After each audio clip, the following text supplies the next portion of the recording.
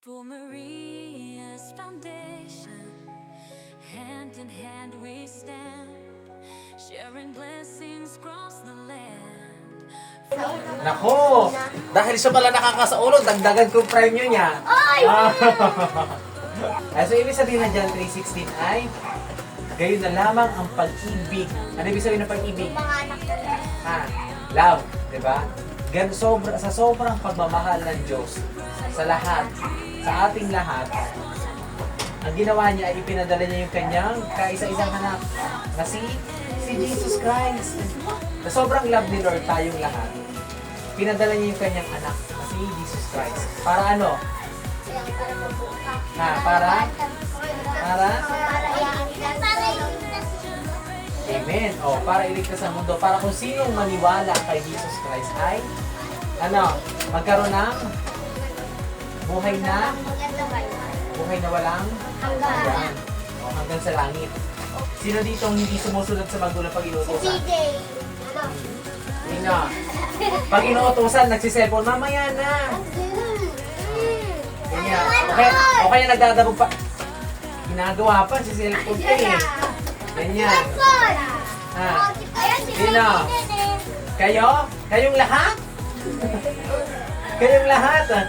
Ayan. So kapag ka ganun ayan. So, ibig sabihin, pasaway, matigas ang ulo. Hindi sumusunod sa magulang. Di ba ano ba sabi doon sa 10 utos?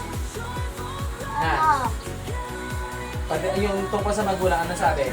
Igalanganin at igalanganin yung mga magulang. Halin at igalang ang mga magulang. Ayan kasama yun doon yung pagsunod sa kanila. Kasi kapag hindi mo sinunod yung utos ng magulang, ibig sabihin sila ay binabastos mo. Hindi mo na sila ginagala.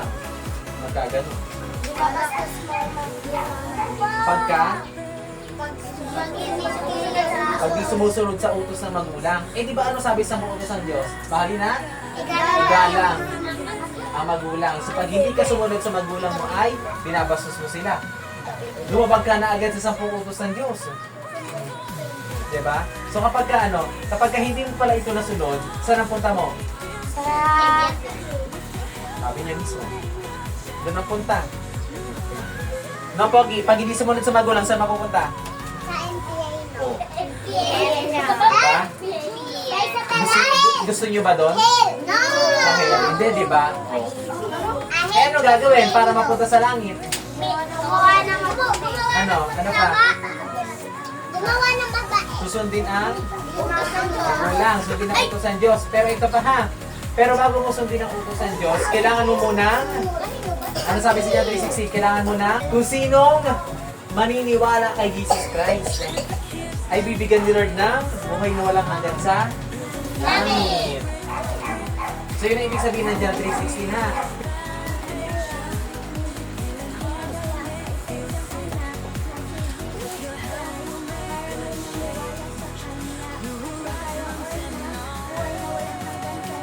Amen! Siya na naman! Naku po, paano ba yan? Siya lang na siya yan. Try nyo rin kasi. Palataya ay magkakaroon ng buhay na walang hanggan. Sino nang manampalataya sa kanya nagkakaroon ng buhay na walang hanggan. Amen. Palapakan nyo yung sarili. Palapakan ng sarili. Ano ilang pagkuto mo? Ako wala. Amen! Very good. Ayan.